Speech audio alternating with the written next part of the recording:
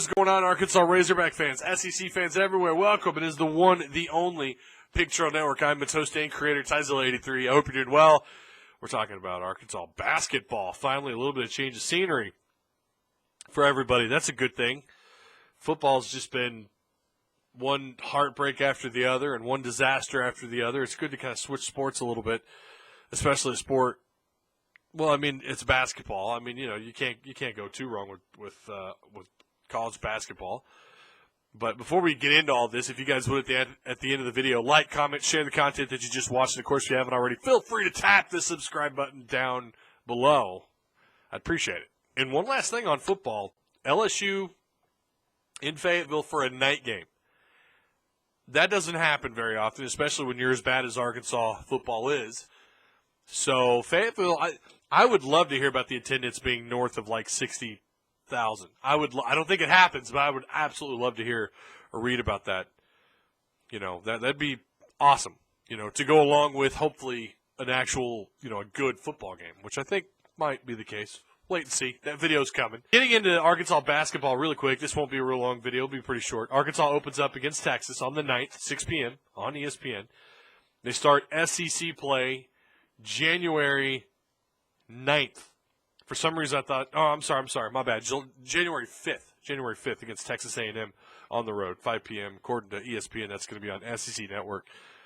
You know, I'll just say this with Daniel Gafford. Sounds like Isaiah Joe. If those two guys heat up this year, if one can feed off the other, if Daniel Gafford can get things going inside, and then Isaiah Joe, if you haven't heard, this guy has been lighting it up in these exhibition games from three-point land.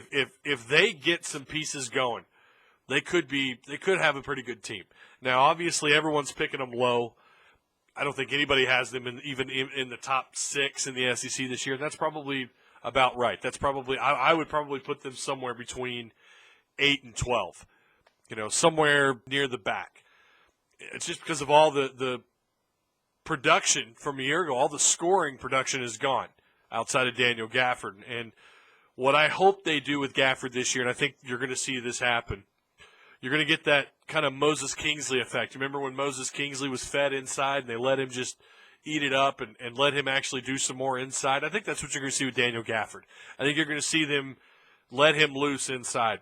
Now, I hope he has the kind of freshman to sophomore year that Bobby Portis did. You remember how much he grew and how much better he evolved as a player, especially as his second season went on. He got better and better.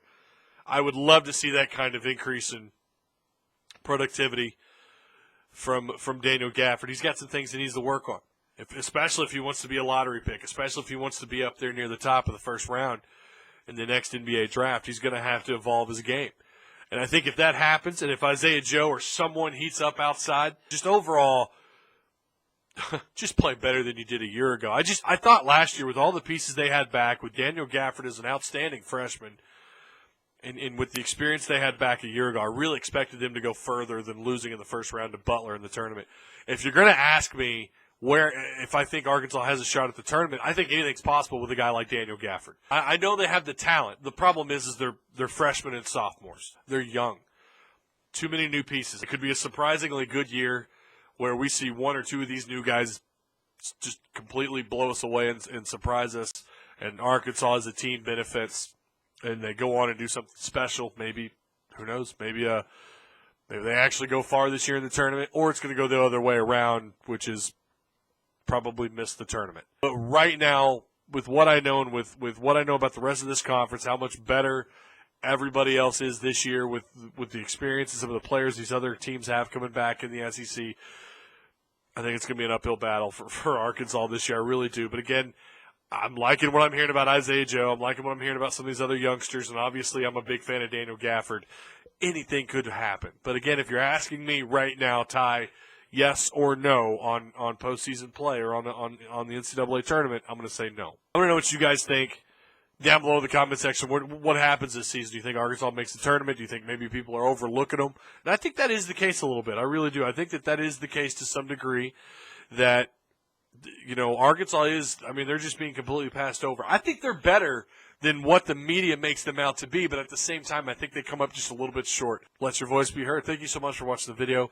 And remember to like, comment, share the content that you just watched. And, of course, if you haven't already, feel free to tap the subscribe button down below. And we'll see you guys as the week goes on. We're going to talk about LSU. We're getting ready for that Saturday night matchup. So be prepared for those videos as well. We'll see you guys around.